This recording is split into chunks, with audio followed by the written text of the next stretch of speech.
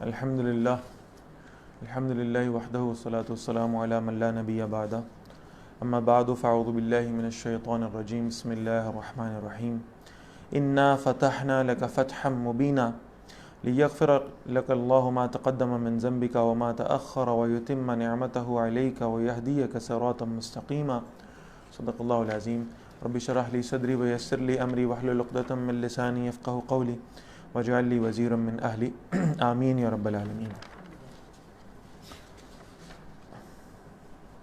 آج ہم اللہ کا فضل سے سورۃ الفتح کا آغاز کرنے جا رہے ہیں۔ اس کی پہلی آیت میں اللہ تعالیٰ نے یہ اعلان فرمایا کہ یہ جو صلح حدیبیہ ہے یہ کھلی فتح ہے۔ انا فتحنا لک فتحا مبینا صدق اللہ العظیم۔ فرمایا گیا کہ اے نبی صلی اللہ علیہ وسلم، بے شک ہم نے آپ کو فتح دی ہے اور بڑی واضح فتح عطا فرما دی ہے۔ اس کا تھوڑا سا پس منظر سمجھ لیں تو پھر میں انشاءاللہ اس سورہ مبارکہ کا آغاز کرتا ہوں۔ یہ سن 6 ہجری کی بات ہے اور نبی اکرم صلی اللہ علیہ وسلم نے خواب دیکھا، اور خواب یہ تھا کہ آپ صلی اللہ علیہ وسلم احرام میں اپنے ساتھیوں کے ہمراہ عمرہ ادا فرما رہے ہیں۔ تو جیسا میں پہلے عرض کر چکا ہوں کہ نبی کا خواب جو ہے وہ وحی الہی ہوا کرتا ہے اور اس کے حقیقت ہونے میں کوئی شک نہیں ہوتا، لہذا نبی اکرم صلی اللہ علیہ وسلم نے اسے اللہ تعالیٰ کی طرف سے ایک اشارہ سمجھا، اور صحابہ رضوان اللہ علیہم اجمعین بھی بڑے خوش ہو گئے۔ یعنی اس کو اس اعتبار سے نوٹ فرمائیے کہ صحابہ میں جو 2 گروہ تھے، مہاجرین کا اور انصار کا، یہ دونوں ہی بیت اللہ کی زیارت کے لیے بہت شوق رکھا کرتے تھے، اس لیے کہ مہاجرین وہ تھے جو مکہ مکرمہ میں رہ کر آئے تھے، اور اب ایک بہت طویل عرصہ گزر گیا تھا اور وہ بیت اللہ کی زیارت نہیں کر پائے تھے۔ اور پھر ایک بات یہ تھی کہ بہرحال جب تک مکہ مکرمہ میں موجود تھے اس وقت تک تو قبلہ جو ہے وہ مسجد اقصیٰ تھی، لیکن مدینہ منورہ میں آنے کے بعد قبلہ تبدیل ہوا تھا اور اب بیت اللہ جو ہے اسے قبلہ ڈکلیئر کر دیا گیا تھا۔ تو اس کے بعد بیت اللہ کی زیارت کو جانا اور اسے قبلے کے طور پر لینا یہ مہاجرین کے لیے ممکن نہیں ہوا تھا، لہٰذا انہیں بھی بڑا شوق تھا کہ یہ جائیں اور یعنی بیت اللہ کی زیارت کریں۔ انصار کا بھی شوق بہت زیادہ تھا، اس وجہ سے کہ یہ مدینہ منورہ ہی میں مسلمان ہوئے تھے، اور یعنی ان کے لیے ابھی کوئی ایسی اپرچونٹی نہیں تھی کہ یہ پہلے وہاں گئے ہوتے اور بیت اللہ کی انہیں زیارت کی ہوتی اور عمرہ پرفارم کیا ہوتا، لہذا شوق ان دونوں قسم کے حضرات کو بہت زیادہ تھا۔ نبی اکرم صلی اللہ علیہ وسلم کو جب یہ خواب آیا، اس خواب کا تذکرہ بھی انشاءاللہ اسی سورہ مبارکہ میں آئے گا، تو آپ صلی اللہ علیہ وسلم نے اپنے ساتھیوں کو تیاری کا حکم دیا، اور تیاری کر 1400 صحابہ نبی اکرم صلی اللہ علیہ وسلم کی ہمراہی میں وہ عمرہ کرنے کے لیے روانہ ہو گئے۔ حالات یہ تھے کہ انہوں نے کوئی ہتھیار نہیں لیے کیونکہ جنگ کا ارادہ نہیں تھا، اور پھر یعنی میقات پر پہنچ کر انہوں نے احرام بھی باندھ لیے، لہٰذا یہ کہ ارادہ یہی معلوم ہوتا تھا دیکھنے والوں کو کہ یہ عمرہ کرنے کے لیے تشریف لا رہے ہیں۔ قریش مکہ کو ان کے آنے کی خبر ملی، انہوں نے اپنے جاسوس دوڑائے تاکہ معلوم کر سکیں کہ یہ لوگ کس ارادے سے آ رہے ہیں۔ جاسوسوں نے آ کر خبر دی کہ ان کے پاس کوئی ہتھیار نہیں موجود ہیں، اور دوسرا یہ کہ انہیں احرام باندھا ہوا ہے، لہٰذا معلوم یہ ہوتا ہے کہ وہ ان کے ساتھ قربانی کے جانور بھی ہیں، معلوم یہی ہوتا ہے کہ وہ عمرے کے ارادے سے آ رہے ہیں۔ تو اللہ کے رسول صلی اللہ علیہ وسلم نے بھی یہی پیغام بھجوایا کہ ہم عمرے کے ارادے سے آئے ہیں۔ مشرکین مکہ نے ارادہ یہ کیا کہ ہم نبی اکرم صلی اللہ علیہ وسلم کو اس عمرے کی اجازت نہیں دیں گے، اور دونوں اطراف سے، طرفین سے سفراء بھیجے گئے، سفیر بھیجے گئے، اور ان کے ذریعے سے کچھ مذاکرات ہوئے۔ 2 یا 3 سفیر آئے ہیں مشرکین مکہ کی جانب سے نبی اکرم صلی اللہ علیہ وسلم کی خدمت میں، اور انہوں نے آپ صلی اللہ علیہ وسلم کا احوال دیکھا، اور واپس جا کر انہیں یہ رپورٹ دی ہے قریش مکہ کو کہ اب بہرحال تم ان سے جنگ کرنے کا خواب دیکھنا چھوڑ دو، اس لیے کہ شکستیں تمہیں ان سے پہلے بھی ہو چکی ہیں، اور غزوہ احزاب کے بعد تو بہرحال اب کوئی امکان ہی نہیں ہے کہ تم واپس جا سکو۔ لیکن یہ کہ ہم نے ان کے دربار میں ایسا معاملہ دیکھا ہے، ان کی بارگاہ میں صحابہ رضوان اللہ علیہم اجمعین کی ان کی ایسی عقیدت اور محبت دیکھی ہے کہ بہرحال ہم نے ایسی محبت، ایسی عقیدت یہ ہم نے کیسر و کسریٰ کے دربار میں بھی کبھی نہیں دیکھی۔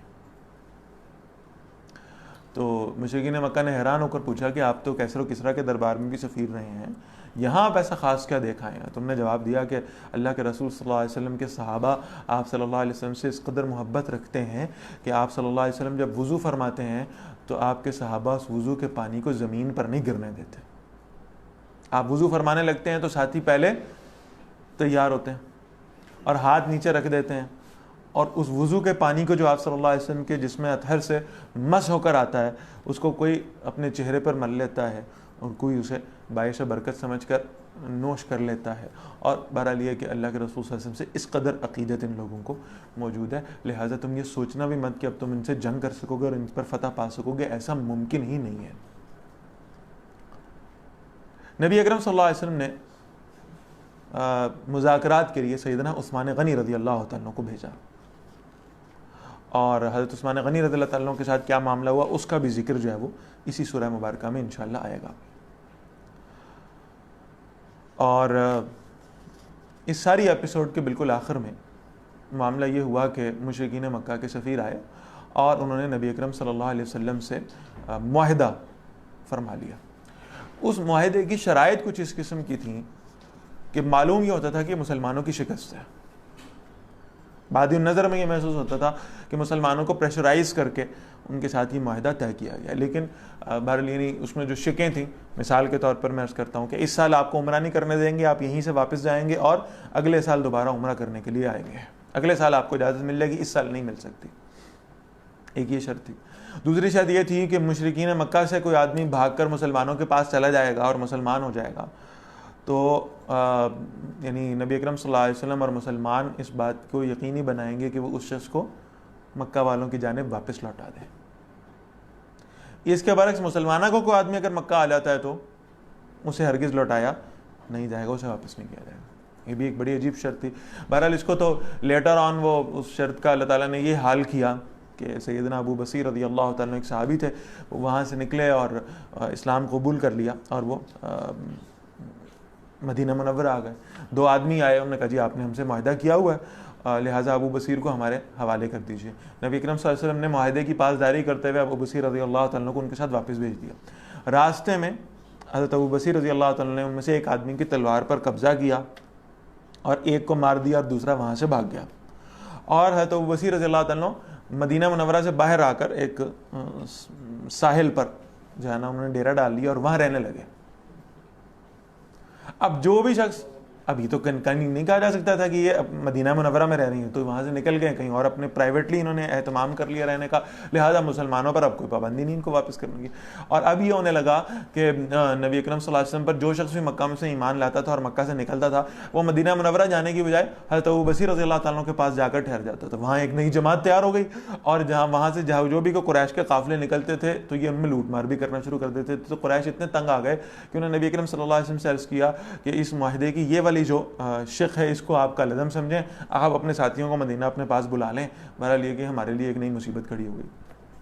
اس اعتبار سے شق کا لازم ہو گئی. لیکن بہرحال معاہدہ ہوتے وقت یہ محسوس ہو رہا تھا کہ یہ معاہدہ جو ہے مسلمانوں کو کی شکست کا باعث ہے اور ان کو پریشرائز کر کے یہ معاہدہ کیا جا رہا ہے.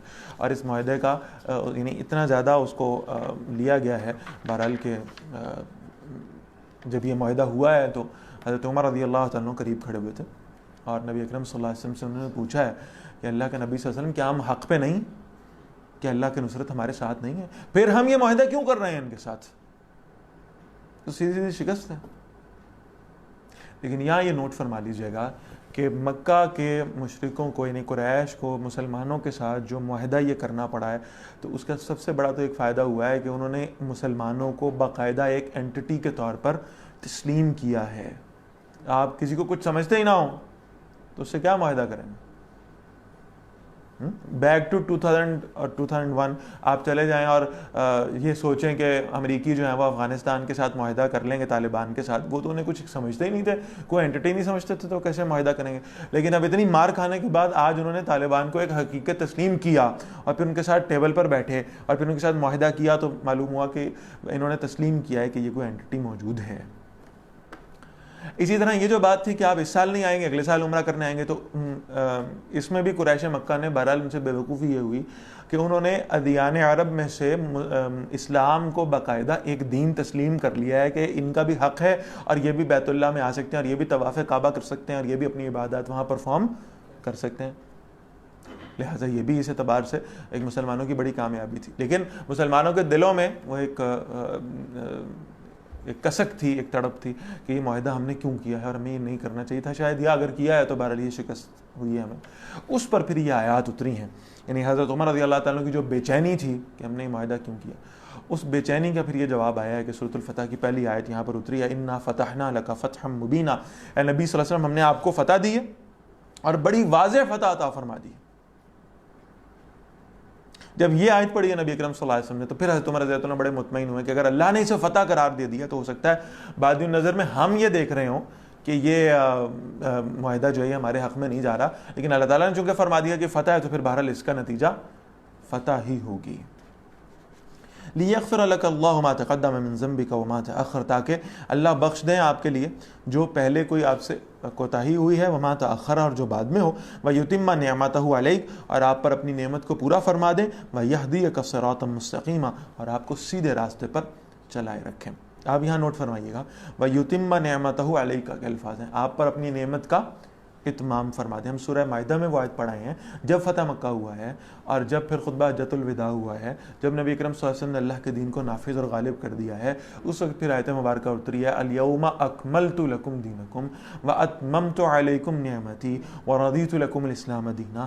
وہاں پہ اتممت علیکم نعمتی کا لفظ آ رہا ہے تو وہ اصل میں وہ تھا غلبہ دین کا معاملہ. اب اس صلح حدیبیہ کے یعنی فیز میں کوئی سمجھ نہیں سکتا تھا کہ آگے کوئی ہمارے لیے ایسا بھی اپرچونٹی ہمارے لیے آئے گی کہ ہم مکہ کو فتح کر لیں گے اور وہاں اللہ کا دین غالب کر دیں گے. لیکن یہاں اشارہ دے دیا گیا ہے کہ یہ معاملہ ایسے ہی ہوگا. اللہ تعالیٰ کی پلاننگ یہی ہے.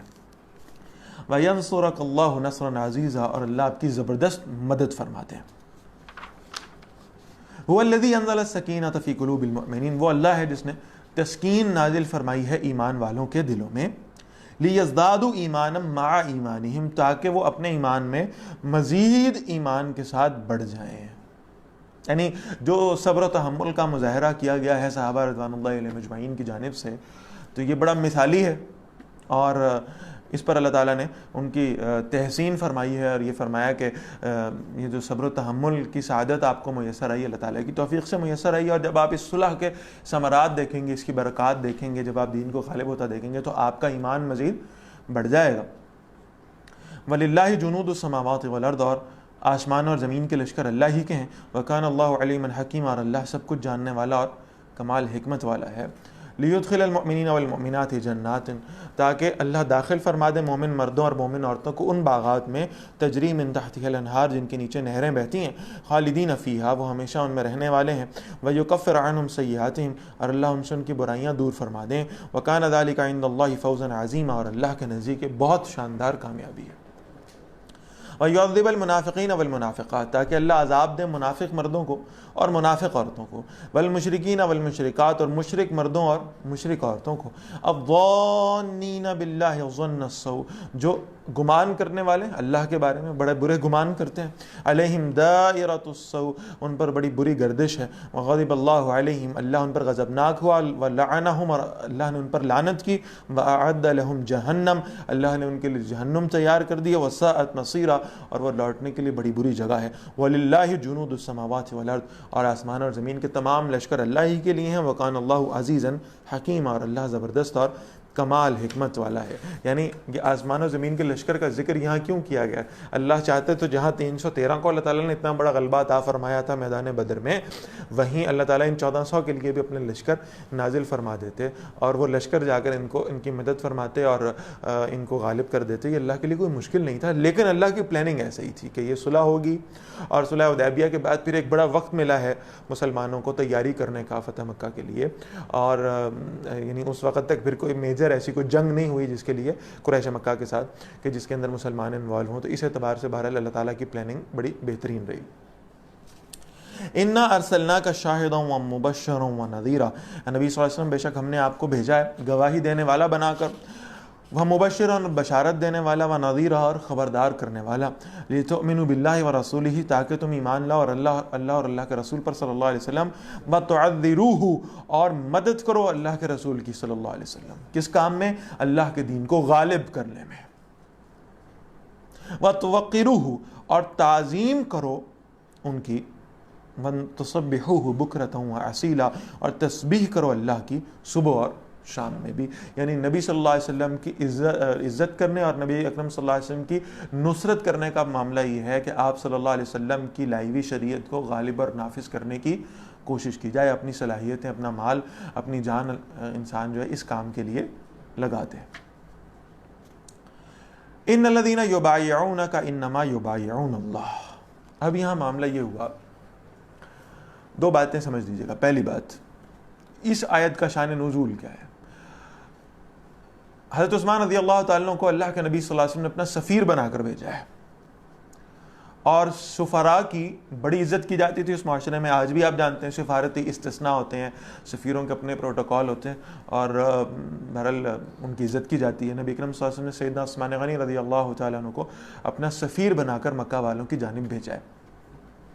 حضرت عثمان غنی رضی اللہ تعالیٰ عنہ مکہ میں پہنچے، وہاں ان کے مذاکرات ہوئے، اور ان مذاکرات کا بہرحال نتیجہ یہ نکلا کہ مکہ والے اس بات پر اڑے رہے کہ ہم آپ کو اس سال تو عمرہ کرنے کی اجازت نہیں دے سکتے، اگلے سال دیکھیں گے، اس سال ہم آپ کو عمرہ کرنے کی اجازت نہیں دیں گے۔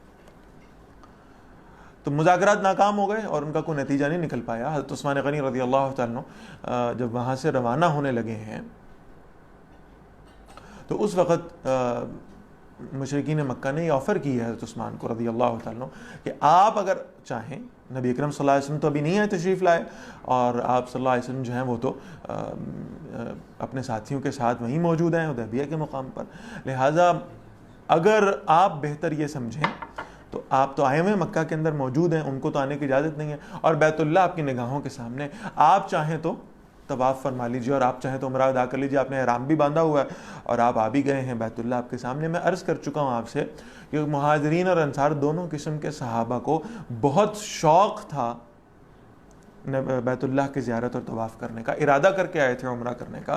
حضرت عثمان غنی رضی اللہ تعالیٰ عنہ کو یہ اپرچونٹی مل رہی تھی، اور ساتھ مشرکین مکہ نے یہ بھی کہا ہے کہ آپ بڑے معزز آدمی ہیں، آپ کا خاندان ہمارے نزدیک بڑا معزز ہے، لہٰذا آپ کو ہم یہ اپرچونٹی دے سکتے ہیں استثنائی طور پر، ایک سفیر کی عزت کے طور پر بھی، کہ آپ آئیں تو آپ طواف کر لیں اور بیت اللہ کا عمرہ کر لیں اور پھر آپ واپس چلے جائیں۔ بہت اچھی اپرچونٹی تھی، لیکن حضرت عثمان غنی رضی اللہ تعالیٰ عنہ کا جواب جو ہے وہ ہر اس شخص کے لیے جو محمد رسول اللہ صلی اللہ علیہ وسلم سے محبت کرنے والا ہے اس کے لیے بہت بڑی ہدایت ہے، اور وہ یہ ہے کہ حضرت عثمان غنی رضی اللہ تعالیٰ نے فرمایا کہ جب نبی اکرم صلی اللہ علیہ وسلم تشریف نہیں لائے اور آپ صلی اللہ علیہ وسلم کے بغیر میں آپ صلی اللہ علیہ وسلم سے ایک قدم آگے بڑھ کر کیسے عمرہ کر سکتا ہوں، مجھے اس کی ضرورت نہیں ہے، اور حضرت عثمان غنی رضی اللہ تعالیٰ مکہ سے بغیر عمرہ کیے واپس لوٹ گئے۔ اسی اثناء میں جب یہ سارے معاملات چل رہے تھے، جہاں مسلمان موجود تھے، نبی اکرم صلی اللہ علیہ وسلم موجود تھے، وہاں یہ افواہ پھیلی، کسی نے خبر پہنچائی کہ حضرت عثمان غنی رضی اللہ تعالیٰ کو قریش والوں نے شہید کر دیا ہے۔ سیدنا عثمان غنی رضی اللہ تعالیٰ کی شہادت کی خبر یہاں پہنچی ہے، افواہ تھی، اور اللہ تعالیٰ چاہتے تو فوراً ایک وحی آتی اور اللہ تعالیٰ نبی اکرم صلی اللہ علیہ وسلم کو اس بات پر خبردار فرماتے تھے کہ نہیں، یہ افواہ ہے، حضرت عثمان غنی رضی اللہ تعالیٰ کو شہید نہیں کیا گیا ہے، لیکن بہرحال ایسا نہیں ہوا۔ مسلمانوں کے کیمپ میں یہ سمجھا گیا کہ حضرت عثمان رضی اللہ تعالیٰ شہادت کا مرتبہ پا چکے ہیں، اور یہ بہت بڑا معاملہ تھا، اس لیے کہ حضرت عثمان غنی رضی اللہ تعالیٰ کا مقام و مرتبہ تو اپنی جگہ پر، لیکن اس وقت ان کی حیثیت حضور صلی اللہ علیہ وسلم کے سفیر کی تھی، لہٰذا ایک درخت وہاں موجود تھا جس کے نیچے نبی اکرم صلی اللہ علیہ وسلم تشریف لائے ہیں، اور آپ صلی اللہ علیہ وسلم نے سب صحابہ سے خطاب کیا اور فرمایا کہ عثمان کو انہوں نے شہید کر دیا ہے رضی اللہ تعالیٰ عنہ، لہٰذا اب ہم اس کا قصاص لے کر ہی واپس لوٹیں گے، اور آؤ ہم اس بات پر بیعت کرتے ہیں۔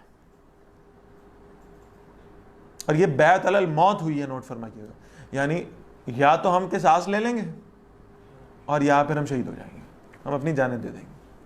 اس قدر سنگین معاملات، اور صحابہ رضوان اللہ علیہم اجمعین نے اس بات پر نبی اکرم صلی اللہ علیہ وسلم سے بیعت کی ہے۔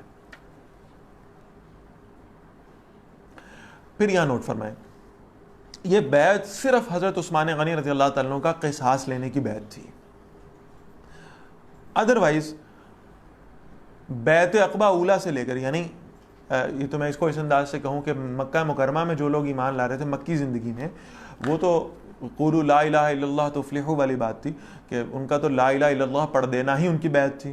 لیکن جب حالات نارمل ہونے کی طرف آئے ہیں اور مدینہ منورہ سے کچھ لوگ آئے ہیں، انہوں نے سب سے پہلے اسلام قبول کیا ہے، تو اس وقت اللہ کے رسول صلی اللہ علیہ وسلم نے ان سے بیعت لی ہے. اور یہ بیعت جہاد تھی. نوٹ فرمائیے گا، اس کے اندر یہ الفاظ موجود ہیں کہ ہم آپ کے ساتھ مل کر اللہ کے دین کے غلبے کی جدوجہد کریں گے، اور ہم جو بھی آپ حکم ہوگا آپ اس کی اطاعت سنیں گے اور اطاعت کریں گے. یہ بیعت ہوئی ہے. اور اس بیعت کا تذکرہ، یعنی آپ یہ سمجھ لیں کہ یہ ایک اسپیسیفک بیعت تھی جس کا تذکرہ یہاں آ رہا ہے، جو حضرت عثمان غنی رضی اللہ عنہ کا قصاص لینے کے لیے تھی، اور ایک جنرل بیعت تھی جو ہر مسلمان نے کی ہے، چاہے وہ مرد ہو یا عورت ہو. اور یہ اتنا زور دے کر اس لیے میں کہہ رہا ہوں کہ مردوں کی بیعت کا تذکرہ تو احادیث کی تمام مستند کتابوں میں موجود ہے. خواتین کی بیعت تو پوری کی پوری ایز اٹ از الفاظ کے ساتھ قرآن مجید میں آئی ہے، پڑھیں گے ہم انشاءاللہ اس کو. اور حضرت عبادہ بن صامت رضی اللہ تعالیٰ عنہ اس بیعت کے راوی ہیں، انہوں نے ان الفاظ کو باقاعدہ ریکارڈ کیا ہے. بایان رسول اللہ صلی اللہ علیہ وسلم علی السمع والطاعة فی العسر والیسر والمنشط والمکرہ وعلی اثرۃ علی وعلی الا انازع الامر اہلہ. پوری بیعت کے الفاظ بخاری اور مسلم اور دوسری جو مستند احادیث کی کتابیں ہیں ان کے اندر موجود ہیں. ہم بیعت کرتے ہیں رسول اللہ کی صلی اللہ علیہ وسلم، ہم سنیں گے اور اطاعت کریں گے، چاہے ہمارے لیے آسانی ہو چاہے مشکل ہو، چاہے ہمیں اس حکم سے دلی خوشی حاصل ہو یا ہمارے لیے اس حکم پر عمل کرنا مشکل معلوم ہو، ہم ہر کیس میں سنیں گے، مانیں گے. وَعَلَىٰ أَثَرَةٍ عَلَيَّ، جیسے اور ہم پر اگر کسی کو اگر فضیلت دی جائے، ترجیح دے دی جائے، ہمارے اوپر امیر جس کو بھی بنایا جائے گا ہم اس کو قبول کریں گے. اور ہم جو ہے نا وہ نظم کے جو ذمہ داران ہیں ان کے ساتھ کسی صورت میں کوئی جھگڑا نہیں کریں گے، ان کی بات کو اطاعت کریں گے. ہاں ہم حق بات کہیں گے، بلا نخاف لومۃ لائم، اور حق بات کہنے کے سلسلے میں ہم کسی ملامت کی پرواہ نہیں کریں گے. لہٰذا حق بات کہہ دیں گے اور اس کے بعد جو ہمیں حکم آئے گا اس کی اطاعت کریں گے. بات سمجھ میں آ گئی؟ لہٰذا بہرحال یہ کہ یہ بیعت لی گئی تھی جو جنرل بیعت تھی، اور پھر اس کے بعد مسلمانوں نے جو بھی دائرہ اسلام میں داخل ہوتا گیا رسول اللہ صلی اللہ علیہ وسلم کے ساتھ بیعت کے ایک سلسلے کے ساتھ اس کی نسبت جو ہے وہ جڑتی گئی. اور یہ بیعت جہاد تھی. پھر نوٹ کروا رہا ہوں، یہ جو اسپیسیفک بیعت ہوئی ہے حضرت عثمان رضی اللہ تعالیٰ عنہ کے قصاص کی بیعت ہوئی ہے، اس بیعت کے بارے میں یہ الفاظ آ رہے ہیں، ان الذین یبایعونک، نبی صلی اللہ علیہ وسلم بے شک وہ لوگ جو آپ سے بیعت کر رہے ہیں، انما یبایعون اللہ، در حقیقت وہ اللہ ہی سے بیعت کر رہے ہیں. ید اللہ فوق ایدیہم، اللہ کا ہاتھ ان کے ہاتھوں کے اوپر ہے. یعنی بیعت کرنے کا طریقہ کار یہ تھا کہ اگر ایک شخص انفرادی طور پر نبی اکرم صلی اللہ علیہ وسلم سے بیعت کرتا ہے تو ایسے آپ صلی اللہ علیہ وسلم کے ہاتھ پر ہاتھ رکھتا تھا اور یوں بیعت کے الفاظ جو ہے وہ پڑھ دیتا تھا. تو یہ بیعت ہوا کرتی تھی. اور اگر اجتماعی بیعت ہوتی تھی اس کا طریقہ کار یہ ہوتا تھا کہ ایک چادر جو ہے نا وہ بڑی لے لی جاتی تھی اور اس کا ایک سرا آپ صلی اللہ علیہ وسلم کے ہاتھوں میں ہوتا تھا اور مختلف سرے صحابہ اپنے ہاتھوں میں پکڑ لیا کرتے تھے. اس بیعت کو بیعت رضوان کہا جاتا ہے. اور اس بیعت کے حوالے سے فرمایا جا رہا ہے کہ یہ جو لوگ آپ سے بیعت کر رہے ہیں، یہ نہیں اللہ فرما رہے کہ نہیں یہ تو بیعت ہوئی غلط فہمی کی بنیاد پر رہی ہے کیونکہ حضرت عثمان تو شہید ہی نہیں ہوئے رضی اللہ تعالیٰ، یہ نہیں فرمایا، بلکہ یہ دیکھا جا رہا ہے کہ وہ جذبہ اطاعت کیا ہے، وہ جذبہ ایثار کیا ہے، وہ جذبہ جہاد کیا ہے جو مسلمانوں میں موجود ہے. لہٰذا فرمایا ہے کہ ان الذین یبایعونک، اے نبی صلی اللہ علیہ وسلم یہ جو لوگ آپ سے بیعت کر رہے ہیں، انما یبایعون اللہ، در حقیقت وہ اللہ ہی سے بیعت کر رہے ہیں. ید اللہ فوق ایدیہم، اللہ کا ہاتھ ان کے ہاتھوں کے اوپر ہے. فمن نکث فانما ینکث علی نفسہ، تو جس نے اس عہد کو توڑا بے شک وہ اپنے ہی نقصان کے لیے توڑتا ہے. ومن اوفی بما عاہد علیہ اللہ، اور جس نے بات پوری کی ہے، اس نے عہد کیا تھا جس پر اللہ سے، فسیؤتیہ اجرا عظیما، تو اللہ تعالیٰ اسے جلد ہی شاندار بدلہ عطا فرمائیں گے. یہاں ایک بات میں اور نوٹ کرا دوں، یہ جو ہم نے پچھلی آیت پڑھی ہے اس آیت کو یعنی آیت نمبر 9 اور آیت نمبر 10 کو آپس میں جوڑ لیں تو پھر اس سے ایک نتیجہ نکلتا ہے اور وہ بڑا شاندار نتیجہ ہے. ایمان والوں کو کہا جا رہا ہے رسول اللہ صلی اللہ علیہ وسلم کی نصرت کریں، آپ صلی اللہ علیہ وسلم کی عزت کریں، آپ صلی اللہ علیہ وسلم کے لائے ہوئے دین اور شریعت کو غالب کرنے کی کوشش کریں. یہ آیت نمبر 9 میں ہدایت آ گئی, اور آیت نمبر 10 میں طریقہ کار آ گیا ہے کہ یہ جو کوشش اور جدوجہد ہوگی یہ ہوگی بیعت جہاد کی بنیاد پر. اس کے لیے کوئی فارم فلنگ نہیں ہوگی, اس کے لیے کوئی کارکن بننا نہیں ہوگا. اس کے لیے اصل معاملہ کیا ہوگا کہ بیعت کرنی پڑے گی. یعنی اب رسول اللہ صلی اللہ علیہ وسلم بنفس نفیس تو ہمارے اندر موجود نہیں ہیں, لیکن اس وقت معاملہ یہ ہے کہ وہ شخص, وہ شخصیت, وہ ہستی جو اللہ کے دین کے غلبے کی آواز لے کر اٹھنے والے ہوں, ان کے ہاتھ پر اسی طرح سے بیعت جہاد کی جائے گی جیسے صحابہ رضوان اللہ علیہم اجمعین نے رسول اللہ صلی اللہ علیہ وسلم کے ہاتھ پر بیعت جہاد کی تھی.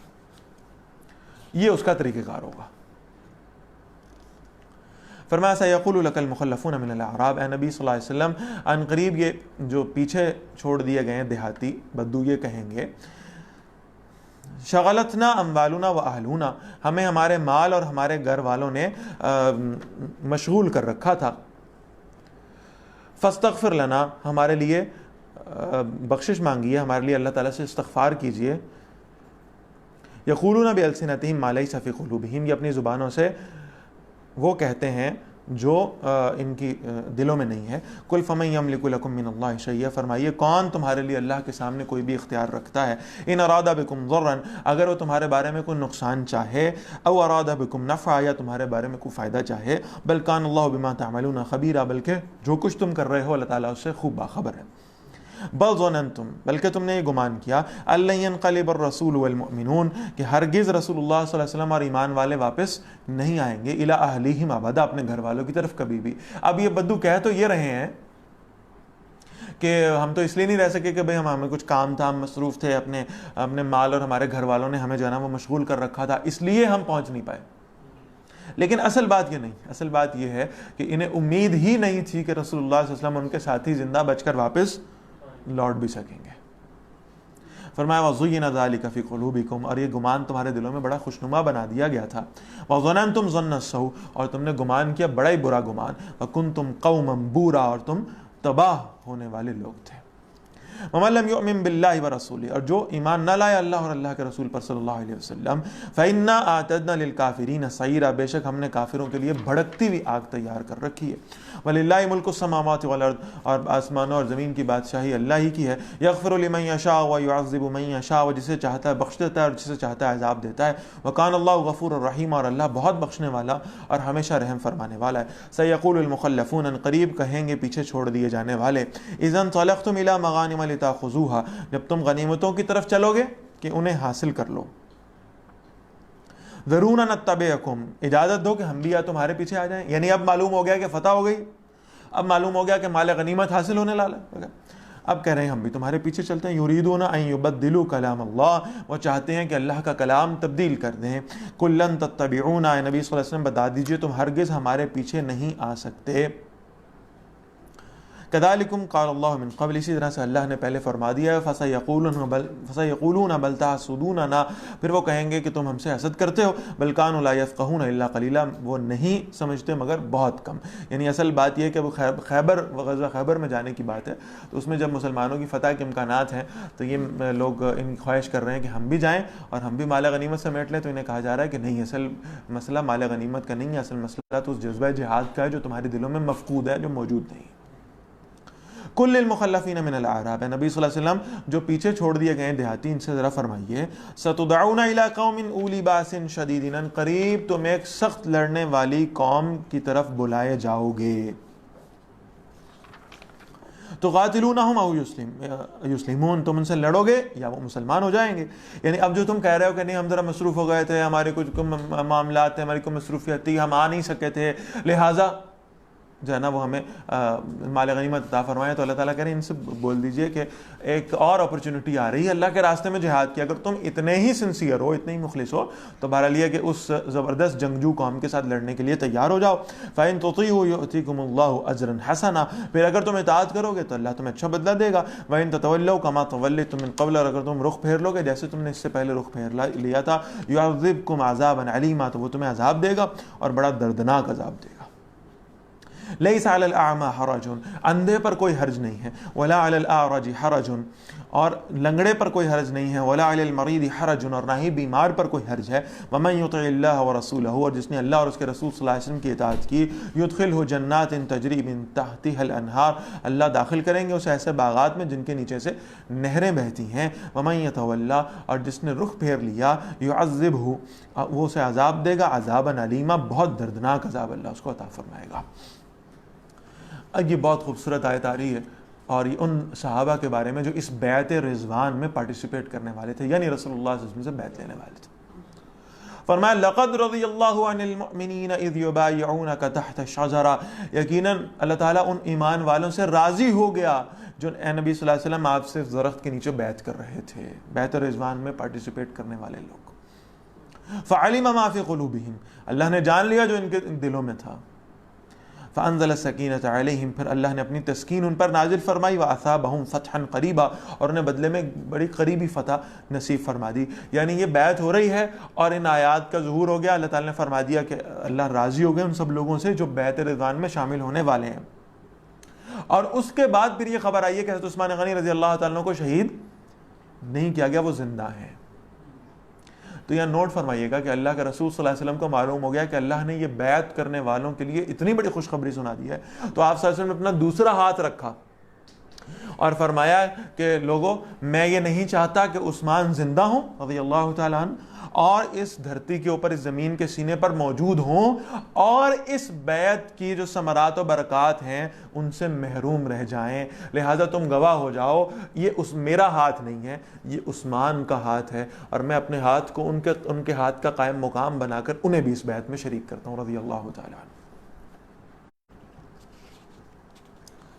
تو فرمایا اللہ راضی ہو گیا ان ایمان والوں سے جو اے نبی صلی اللہ علیہ وسلم آپ کے ساتھ بیعت کر رہے ہیں اس درخت کے نیچے۔ یعنی اصل کیا ہے، اس بیعت کی کاز ہی ختم ہے ہی نہیں، وہ تو حضرت عثمان کے قصاص پر ہو رہا ہے، لیکن جس کا قصاص لیے جانے کی بیعت ہو رہی ہے وہ تو زندہ ہے۔ یہاں یہ نہیں دیکھا جا رہا کہ معاملہ کیا ہے، یہاں یہ دیکھا جا رہا ہے فعلم ما فی قلوبہم، ان کے دلوں میں رسول اللہ صلی اللہ علیہ وسلم کی اطاعت کا اور جہاد کا جذبہ کس قدر ہے۔ آپ دیکھیے بیعت ہو رہی ہے، بیعت علی الموت، یا ہم قصاص لے لیں گے یا اپنی جانیں قربان کر دیں گے، جنگ کریں گے جا کر۔ اور یہ وہ لوگ ہیں جو احرام میں ہیں، اور یہ وہ لوگ ہیں جن کے پاس ہتھیار نہیں ہیں۔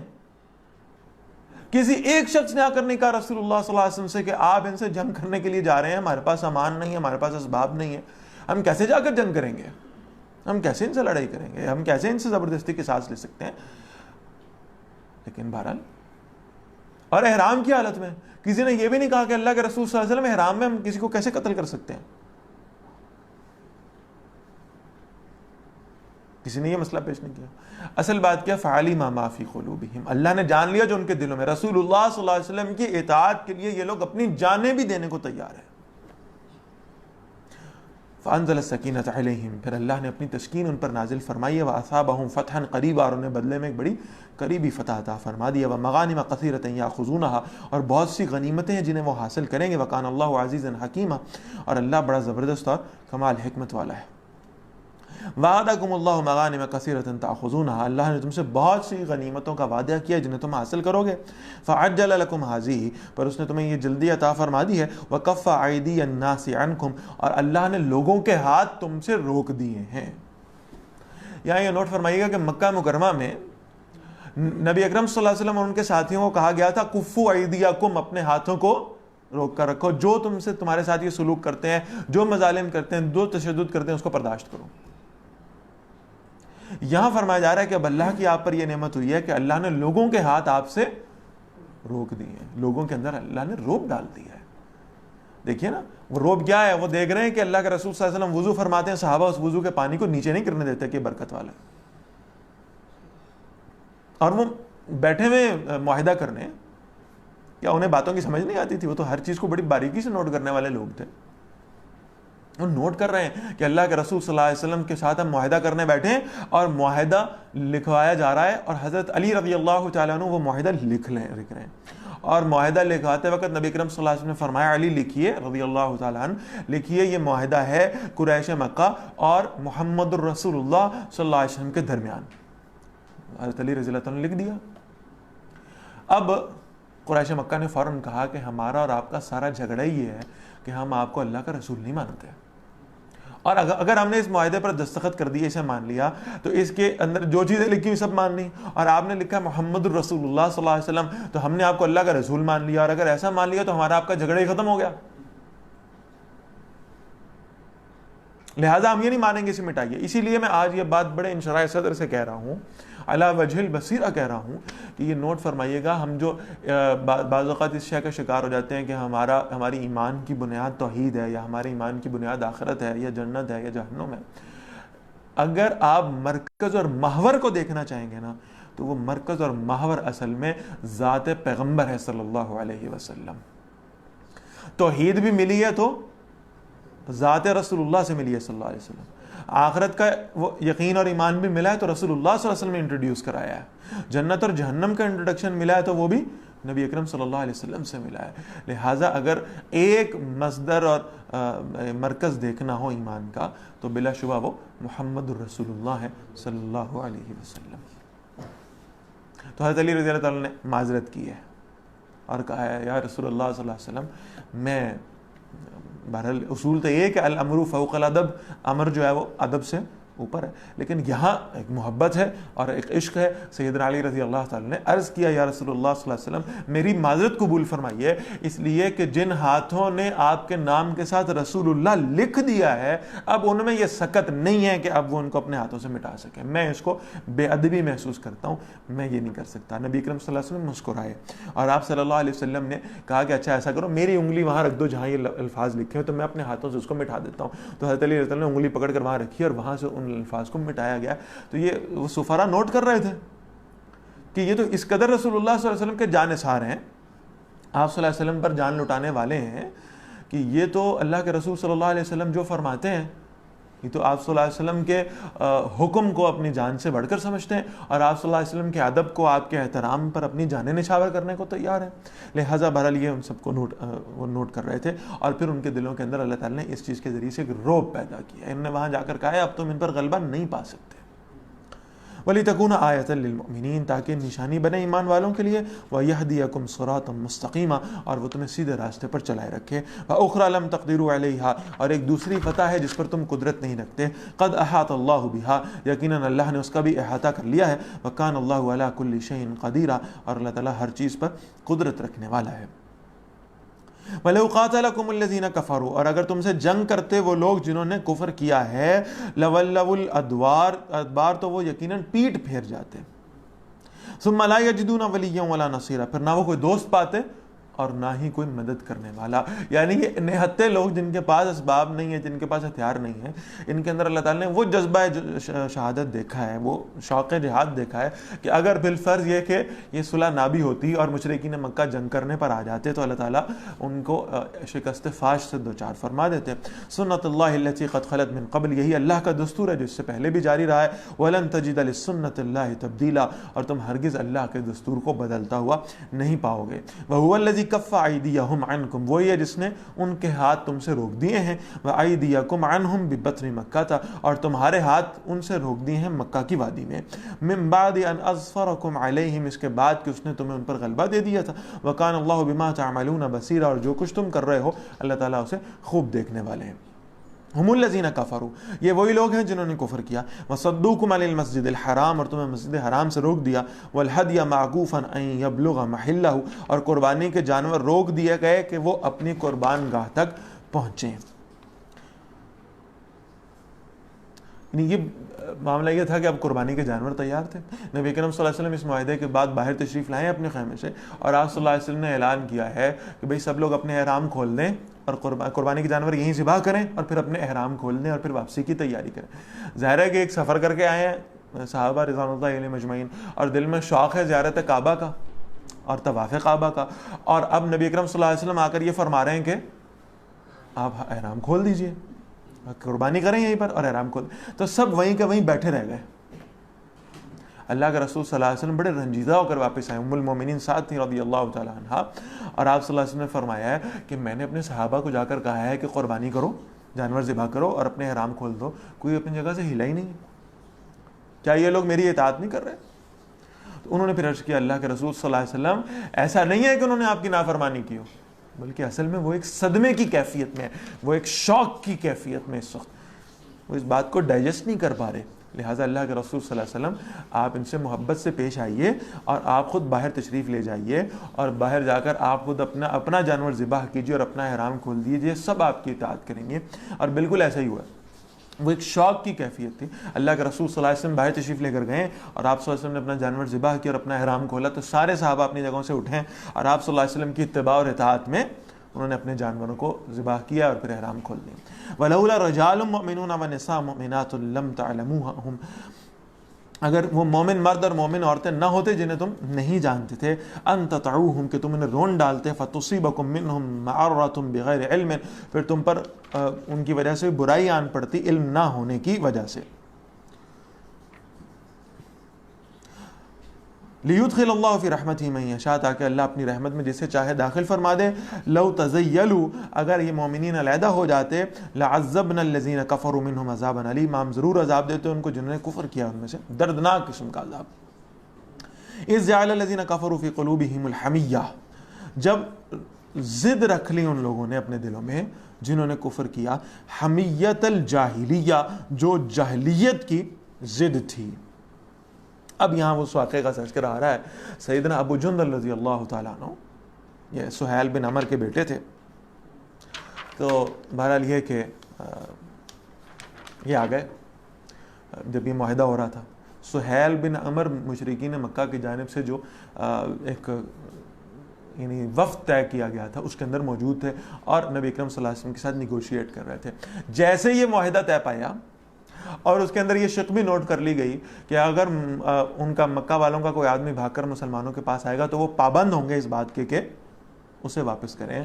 اور یہ طے پا گیا اور اس کے فوراً بعد نبی اکرم صلی اللہ علیہ وسلم کے خیمے میں ایک نوجوان داخل ہوا، ابو جندل رضی اللہ تعالیٰ عنہ، اور انہیں عرض کیا اللہ کے رسول صلی اللہ علیہ وسلم میں آپ پر ایمان لایا ہوں اور میرے باپ نے مجھے زنجیروں سے باندھ کر قید کر دیا تھا اور وہ مجھ پر بڑا تشدد کرتا تھا. آج میرا باپ شہر سے کہیں باہر گیا ہے اور میں بڑی مشکل سے اپنی بھیڑیاں کھلوا کر اور کسی طریقے سے وہاں سے فرار ہو کر میں آپ کی خدمت میں حاضر ہو گیا ہوں. یا رسول اللہ صلی اللہ علیہ وسلم مجھے اپنے ساتھ لے چلیے.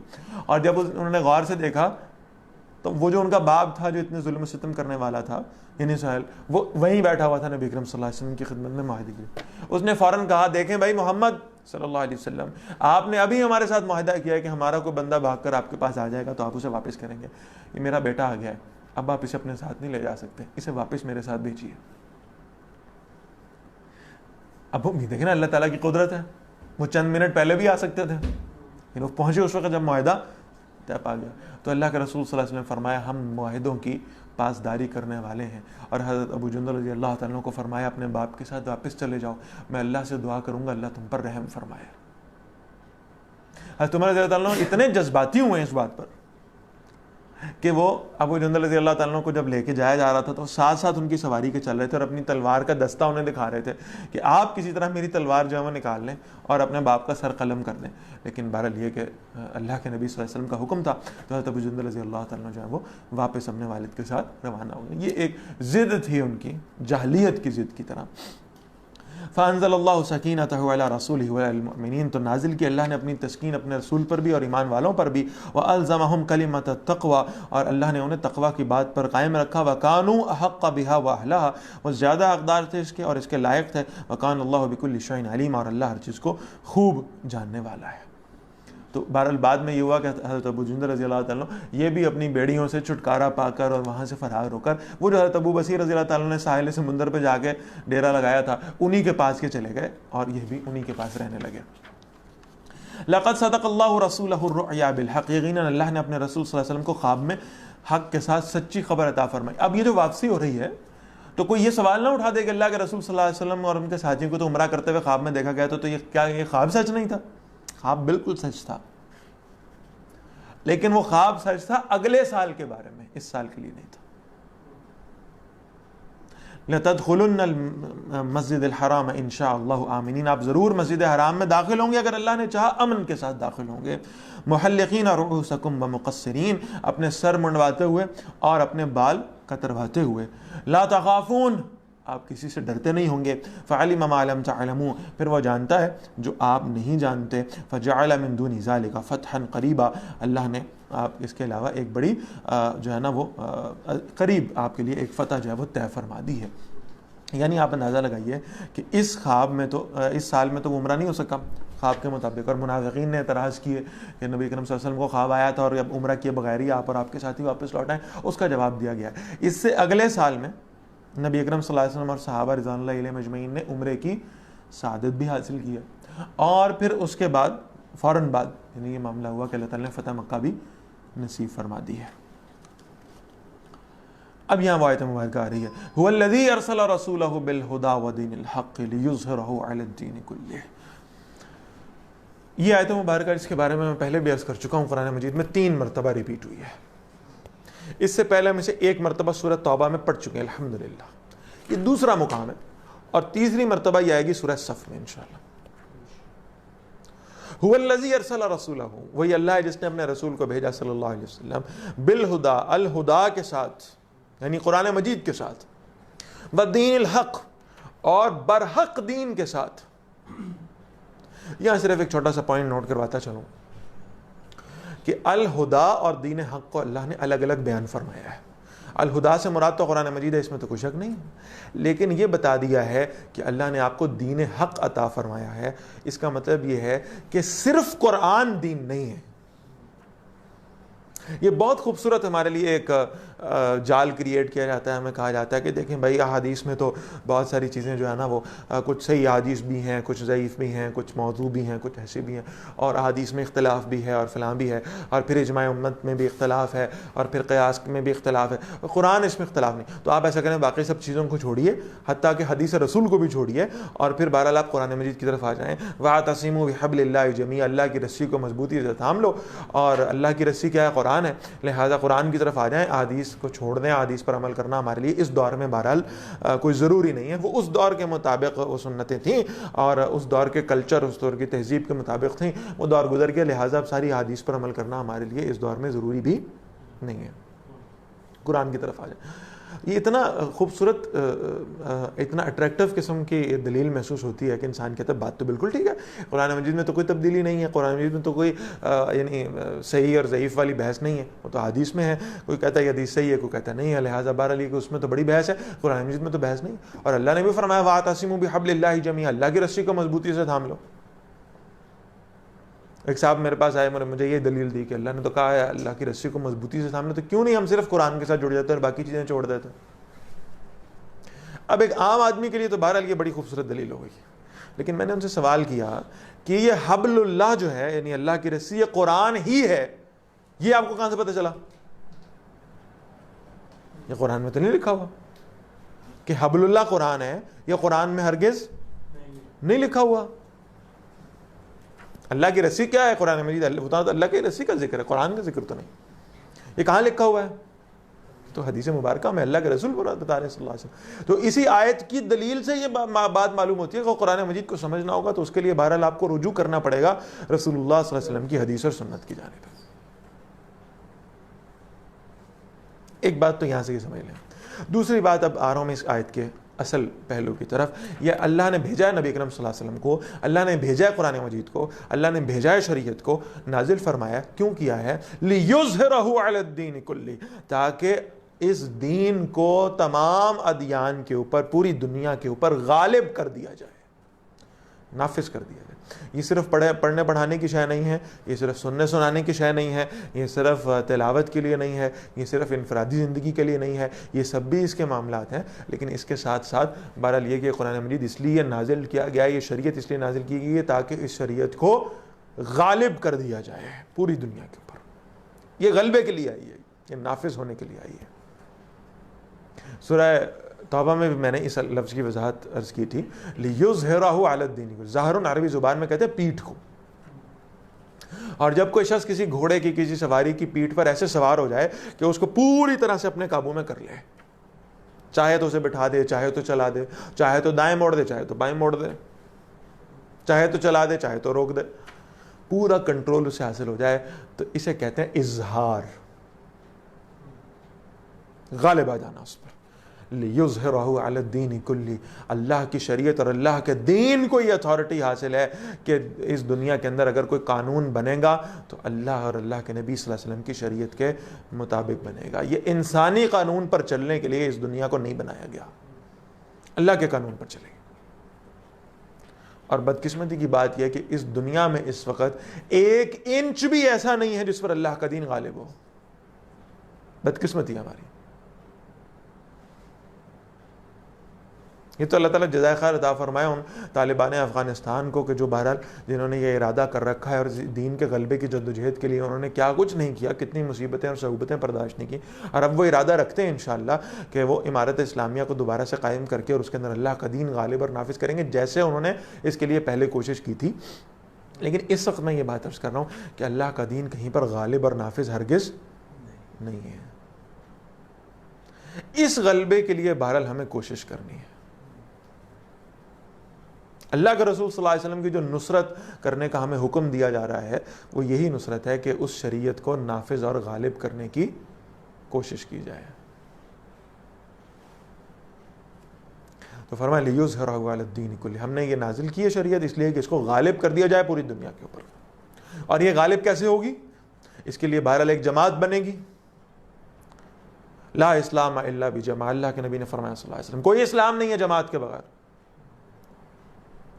ولا جماعت الا بامارہ، اور کوئی جماعت نہیں ہے امارت کے بغیر، امیر جس کے اندر موجود ہو، امارت کا نظام موجود ہو. ولا امارت الا بالسمع والطاعہ، اور کوئی امارت نہیں ہے سماع و طاعت کے بغیر. یعنی امارت کا کانسیپٹ کیا ہے؟ ایک امیر ہو جس کو سنا جائے اور پھر اس کی ہر کام میں اطاعت کی جائے. اس نہج کے اوپر ایک جماعت بنے گی اور اس جماعت کے اندر شمولیت کا، اس کے ساتھ جڑنے کا طریقہ کار کیا ہوگا؟ یہ ابھی ہم سورۃ الفتح میں پڑھا ہے. وہ طریقہ کار بیعت کا ہوگا، اور وہ بیعت جہاد ہوگی. اللہ کے دین کو نافذ کرنے کی جدوجہد کرنے کی بیعت ہوگی کہ ہم یہ بیعت کریں گے اور اپنے امیر کی اطاعت کرتے ہوئے اس دین کو غالب کرنے کی پوری کوشش بھی کرتے رہیں گے. اس کے لیے مال لگانا پڑے گا، لگائیں گے. جان لگانی پڑے گی، لگائیں گے. وقت لگانا پڑے گا، لگائیں گے. صلاحیتیں لگانی پڑیں گی تو لگائیں گے. ہر چیز اللہ کے دین کے غلبے کے لیے قربان کریں گے. اس بنیاد پر یہ بیعت ہوگی، اور پھر بیعت کی بنیاد پر وہ جماعت بنے گی. اور اس جماعت کے طریقہ کار کیا ہوگا؟ بہت آسان الفاظ میں اور مختصر، کیونکہ وقت تھوڑا ہے اس کو بھی میں عرض کر دیتا ہوں. وہ طریقہ کار کیا ہوگا؟ یہ جو صحابہ رضوان اللہ علیہم اجمعین کے آثار آتے ہیں ان میں بہرحال یہ بات سمجھ میں آتی ہے کہ فرمایا گیا کہ اس امت کے آخری حصے کی اصلاح نہیں ہو سکے گی مگر صرف اس طریقے کے اوپر جیسے کہ اس امت کے پہلے حصے کی اصلاح ہوئی تھی. تو طریقہ کار وہی اپنانا پڑے گا. یعنی ایک تو یہ ہے کہ اس جماعت کے ساتھ لوگ جڑتے جائیں گے اور وہاں وہی ترتیب چل رہی ہوگی، یتلو علیہم آیاتہ ویزکیہم ویعلمہم الکتاب والحکمہ، اللہ کے کلام پاک کو تلاوت کیا جائے گا، ان کو پڑھایا جائے گا، ان کا تزکیہ کیا جائے گا ان ساتھیوں کا، اور پھر ان کو قرآن مجید کے علم و حکمت کی تعلیم بھی دی جائے گی، اور اس طرح سے ان کے اندر وہ قرآن مجید سے محبت اور ایک انقلابی فکر پیدا کی جائے گی. پھر جب یہ جماعت منظم ہو جائے گی پھر یہ اللہ کے راستے میں نکلے گی، اور پھر یہ کہ دعوت دین کا جو حق ہے وہ ادا ہونے کے قریب پہنچ جائے گا، اتمام حجت ہو جائے گی، تو پھر یہ جماعت جو ہے نا وہ اس دین کو غالب کرنے کی جدوجہد میں میدان میں نکلے گی. یہ ایک ترتیب ہے جو بہرحال یہ کہ اس دور میں قابل عمل معلوم ہوتی ہے اور نبی اکرم صلی اللہ علیہ وسلم کی سیرت کے قریب ترین بھی ہے. اچھا، اب سوال یہ پیدا ہو رہا ہے کہ بہت سارے لوگ ایسے مجھے سن رہے ہوں گے، خود ہم بھی الحمدللہ ان میں شامل ہیں، جن لوگوں کو اللہ تعالیٰ نے توفیق عطا فرمائی ہے جو اللہ کے دین کو غالب کرنے کی جدوجہد کر رہے ہوں. لیکن کیا یہ دین غالب ہو رہا ہے؟ گراؤنڈ ریئلٹیز اس کے بالکل مخالف معلوم ہوتی ہیں. تھوڑا سا حقیقت پسندانہ اگر ہم تجزیہ کر لیں تو معلوم یہ ہو رہا ہے کہ جو سیکولر حضرات ہیں یہ اب تعداد میں تیزی سے بڑھتے جا رہے ہیں، اہل دین کم ہوتے جا رہے ہیں، اور پھر اہل دین کے اندر سے بھی جو دین کے غلبے کا کانسیپٹ رکھنے والے لوگ ہیں ان کی تعداد نہ ہونے کے برابر ہے. گراؤنڈ ریئلٹیز کی بات پہ یہ ہوتا ہوا معلوم نہیں ہوتا. لیکن یہاں یہ نوٹ فرمائیے گا کہ یہ سورۃ الفتح نازل ہو رہی ہے جب مسلمان قریش مکہ کے ساتھ کیا کر رہے ہیں؟ صلح کر رہے ہیں، اور وہاں اللہ فرما رہے ہیں لِيُظْهِرَهُ عَلَى الدِّينِ كُلِّهِ کہ ہم نے یہ بھیجا اس لیے کہ ہم اسے غالب کر دیں. تو آپ کر رہے ہیں صلح. اللہ نے فیصلہ فرمایا ہوا ہے کہ 2 3 4 سالوں کے اندر اللہ تعالیٰ نے اس دین کو غالب کر دینا ہے, نافذ کر دینا ہے. 2 سالوں کے اندر, 3 سالوں کے اندر. اس وقت اس صلح کرتے وقت کسی کے وہم و گمان میں بھی شاید یہ بات نہیں ہوگی کہ اتنے مختصر عرصے میں فتح مکہ ہو جانی ہے, لیکن اللہ نے کروائی ہے. اس عمرے کے لیے آنے والوں کی تعداد کتنی ہے؟ 1400. اور 2 3 2.5 سال کے بعد وہ لوگ جو فتح مکہ کے لیے آ رہے ہیں ان کی تعداد کتنی ہے؟ 10,000.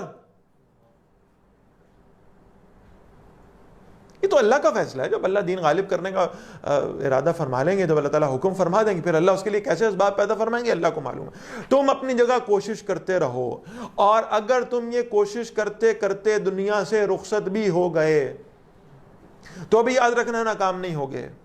وَكَفَى بِاللَّهِ شَهِيدًا, اللہ تمہاری ان کوششوں پر گواہ ہے. تمہاری ان کوششوں کا, تمہاری ان محنتوں کا اللہ تعالیٰ تمہیں بہترین پھل عطا فرمائیں گے. ان کوششوں کو ریکگنائز کیا جائے گا, ان محنتوں کو ریکگنائز کیا جائے گا. قیامت کے دن جنت میں اللہ تمہیں اس کا بہترین اجر عطا فرمانے والے ہوں گے. اللہ تمہاری محنتوں پر گواہ ہے, اللہ تمہاری کوششوں پر گواہ ہے. تم دنیا سے ناکام نہیں گئے.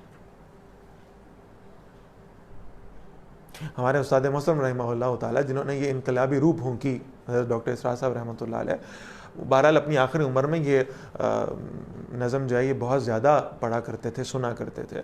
چراغ زندگی ہوگا فیروزاں, ہم نہیں ہوں گے. چمن میں آئے گی فصل بہاراں, ہم نہیں ہوں گے. بہرحال معاملہ تو ایسا ہی ہے. اسی دین کے غلبے کی جدوجہد کرتے ہوئے اس دنیا سے رخصت ہو گئے تو کیا ناکام گئے معاذ اللہ؟ نہیں, بلکہ ساری زندگی اسی کام میں لگا دی.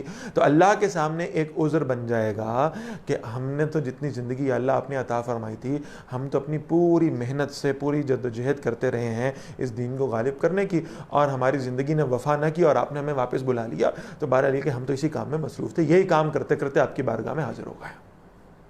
دین غالب ہوگا جب اللہ کا حکم ہوگا. ہمارا کام دین کو غالب کر دینا نہیں ہے, دین کو غالب کرنے کی جدوجہد کرنا ہے. بس ہمارے ذمہ یہ لگایا گیا. اس پر اللہ فرما رہے ہیں کہ اللہ اس پر گواہ ہیں جو آپ محنتیں کر رہے ہیں. اور یہ کام کرنے والے کون ہیں؟ ہم کتنے فقری انداز میں کبھی کسی سیاسی جماعت کا جھنڈا پوسٹ کرتے ہیں اور کبھی کسی لیڈر کی تصویر پوسٹ کرتے ہیں, اور ہم بتاتے ہیں کہ ہم اس لیڈر کے ساتھ ہیں, ہم اس کے فالوورز ہیں, ہم اس کے ساتھ مل کر اس کی جماعت میں جدوجہد کرنے والے ہیں. آئیے ایک جماعت کا انٹروڈکشن میں آپ کو کروانے لگا ہوں جو قرآن مجید میں اللہ تعالیٰ نے ان آیات میں کروایا. یہ کام کرنے والے کون ہیں؟ محمد الرسول اللہ صلی اللہ علیہ وسلم, دین کے غلبے کی جدوجہد کرنے والے. اور آج کے دور میں بھی جو دین کو غالب کرنے کی کوشش کرنے والے ہوں گے, ان کے لیے اصل قائد کون ہوں گے؟ محمد رسول اللہ ہوں گے صلی اللہ علیہ وسلم. والذین معہ, اور وہ جو آپ کے ساتھ ہیں, آپ کے صحابہ رضوان اللہ تعالی علیہم اجمعین. اب آپ یہاں نوٹ فرمائیے گا, نبی اکرم صلی اللہ علیہ وسلم کے لیے صرف یہ الفاظ آئے محمد الرسول اللہ. اور انبیاء علیہ السلام کے بہت سارے القاب ہم نے دیکھے, وہ القابات ان کو عطا فرمائے گئے ہیں ان کی عزت افزائی کے لیے, ان کے اکرام کے لیے. حضرت ابراہیم علیہ السلام خلیل اللہ ہیں, حضرت نوح علیہ السلام نجی اللہ ہیں, حضرت آدم علیہ السلام صفی اللہ ہیں, حضرت اسماعیل علیہ السلام ذبیح اللہ ہیں, حضرت موسیٰ علیہ السلام کلیم اللہ ہیں, حضرت عیسیٰ علیہ السلام روح اللہ ہیں. یہ سب کے اپنے اپنے درجات ہیں. لیکن نبی اکرم صلی اللہ علیہ وسلم کے لیے الفاظ ہے محمد الرسول اللہ, کہ وہ جو رسالت ہے وہ اپنے کمال کو پہنچی ہے, کہ واقعتاً نبی اکرم صلی اللہ علیہ وسلم کے ہاتھوں سے یہ دین غالب ہو گیا جزیرہ نما عرب میں. تو یہ اللہ کے رسول صلی اللہ علیہ وسلم کی دور میں یہ رسالت اپنے اوج کمال کو پہنچی. یہ آپ صلی اللہ علیہ وسلم کی عظمت کا بیان یہاں ہو گیا. اس کے بعد اب باتیں آ رہی ہیں ان لوگوں کی جن کے قدموں کی خاک کا ایک ذرہ بھی ہو تو اس پر ہم اپنی جانیں قربان کر دیں. دامن نچوڑ دیں تو فرشتے وضو کریں.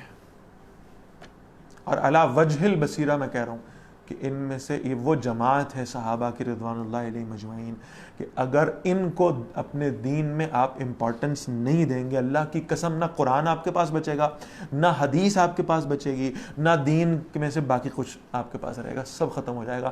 اس لیے کہ قرآن پہنچا ہے تو صحابہ کے ذریعے پہنچا ہے, حدیث پہنچی ہے تو صحابہ کے ذریعے پہنچی. آپ پوری سند حدیث کی پڑھ لیں گے, ان فلان ابن فلان, ان فلان ابن فلان, اور یہ چلتی چلتی چلتی چلتی سند کہاں پہنچے گی؟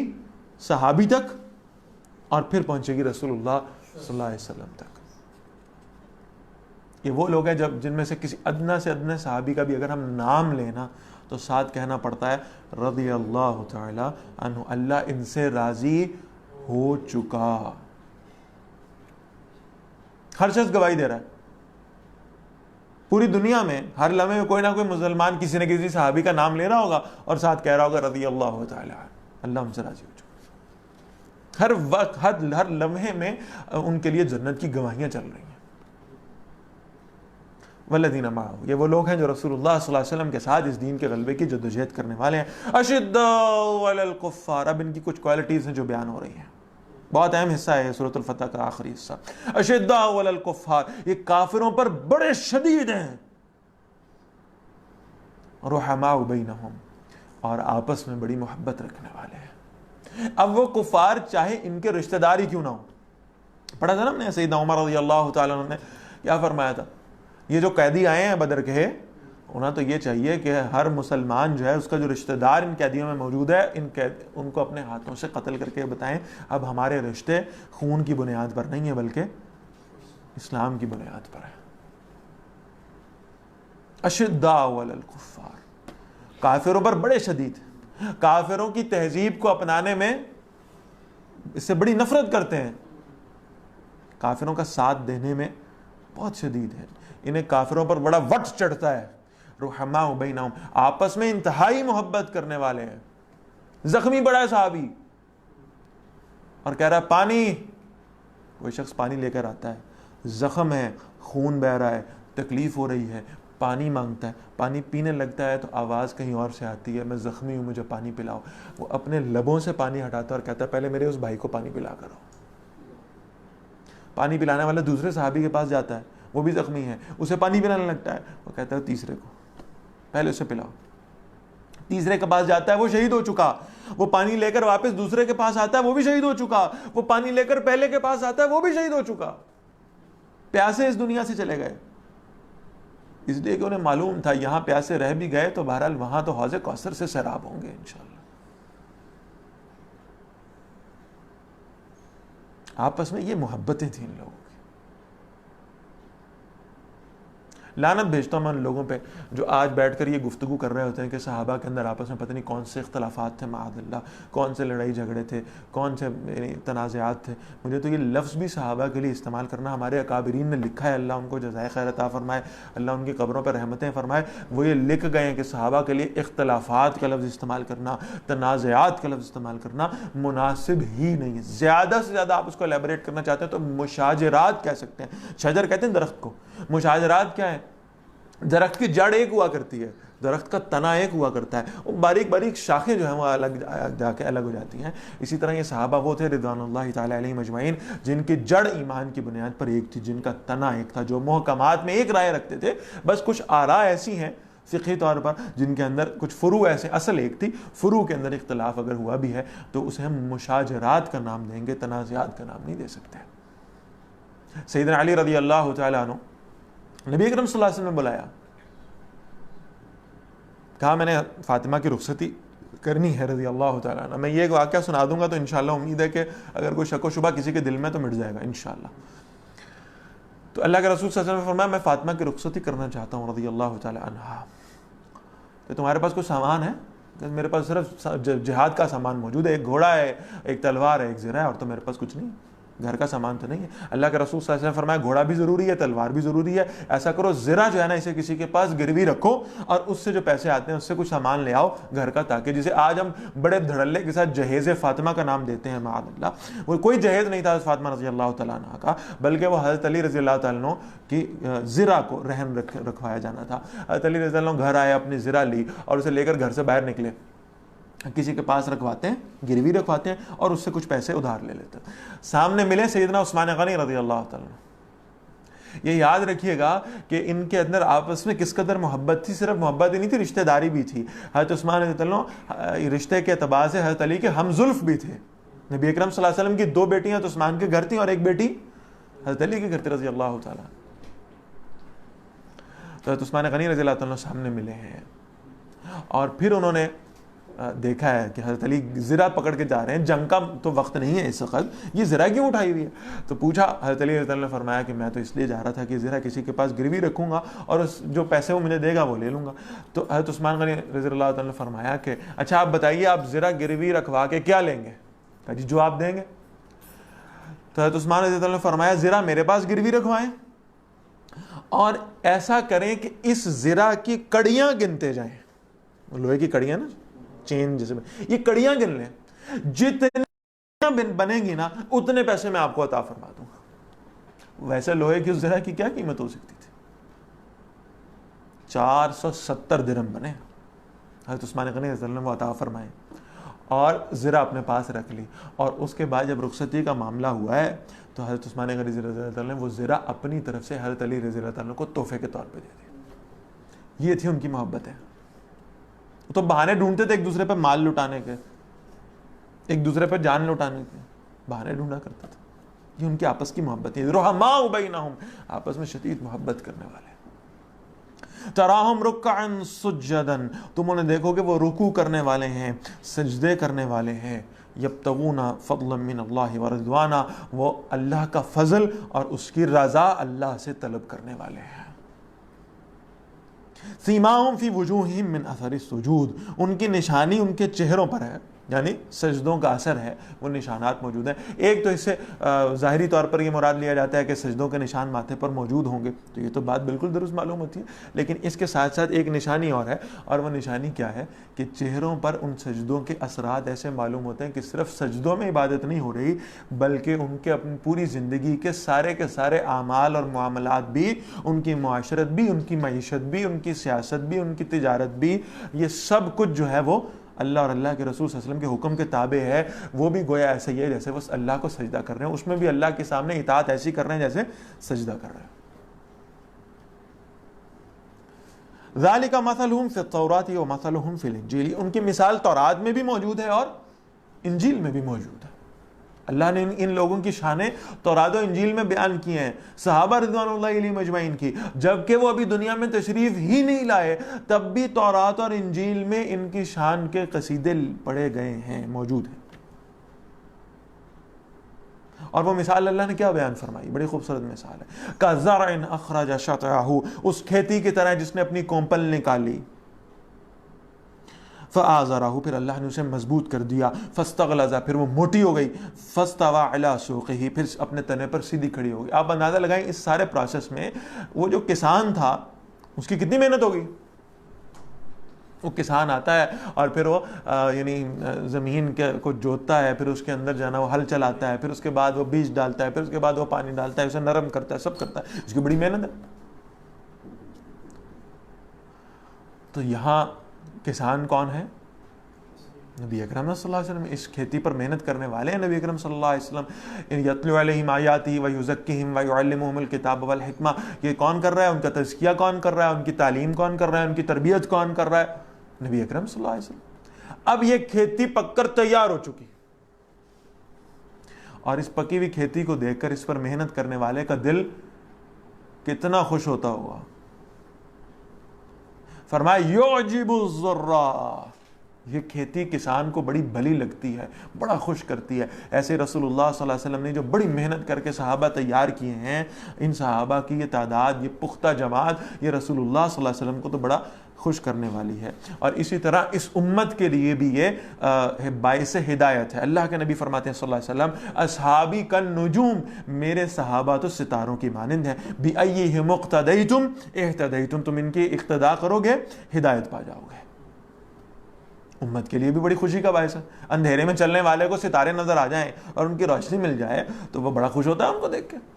تو یہ امت والے بھی ان صحابہ کو دیکھ کر بہت خوش ہوتے ہیں۔ لیکن ایک اور طبقہ بھی ہے، ایک اور گروہ بھی ہے، ذرا نوٹ کر لیں، یہ کون ہے؟ لِيَغِيظَ بِهِمُ الْكُفَّارِ، یہ جو کافر ہیں انہیں ان صحابہ رضوان اللہ علیہم اجمعین کو دیکھ کر بہت غصہ آتا ہے۔ یہ غصہ دلاتے ہیں ان کافروں کو، ان لوگوں کو غیظ و غضب چڑھتا ہے ان پر، نظر آئے گا جب صحابہ کا ذکر کیا جائے گا۔ جب صحابہ رضوان اللہ علیہم اجمعین کی عظمت بیان کی جائے گی، ان کی شان بیان کی جائے گی، ان کا قصیدہ پڑھا جائے گا، یہ غیظ و غضب آپ کو ان کافروں پر، ان کے چہروں پر نظر آئے گا. یعجب الزراع لیغیظ بہم الکفار، تاکہ وہ اپنے اس کے شان کو، اپنے لگانے والے کو خوش کرے اور ان کافروں کے لیے غیظ و غضب کا باعث بن جائے. وعد اللہ الذین آمنوا، اللہ نے وعدہ کیا ان لوگوں سے جو ایمان لائے، وعملوا الصالحات منہم، اور جنہوں نے ان میں سے اچھا عمل کیا، مغفرۃ واجرا عظیما، بخشش اور شاندار بدلے کا. یہ یعنی صحابہ رضوان اللہ علیہم اجمعین کی وہ جماعت ہے جو ہمارے لیے قابل اقتداء ہے، جن کو ہم نے فالو کرنا ہے اور جن کی ہم نے پیروی کرنی ہے. سورۃ الفتح الحمدللہ یہاں پر ختم ہو گئی. اس کے فوراً بعد بہت اہم سورۃ الحجرات آ رہی ہے. انشاءاللہ تعالیٰ ابھی بریک کریں گے، تھوڑا سا ہم وقت سے پہلے بریک کر رہے ہیں تاکہ سورہ مبارکہ کو شروع کرتے ہوئے ہم بریک کے بعد چلیں انشاءاللہ. تو سورۃ الفتح کے فوراً بعد اب ہم بریک کرتے ہیں انشاءاللہ، اور بریک کے بعد جب حاضر ہوں گے تو سورۃ الحجرات سے انشاءاللہ آغاز کریں گے. السلام علیکم ورحمۃ اللہ وبرکاتہ.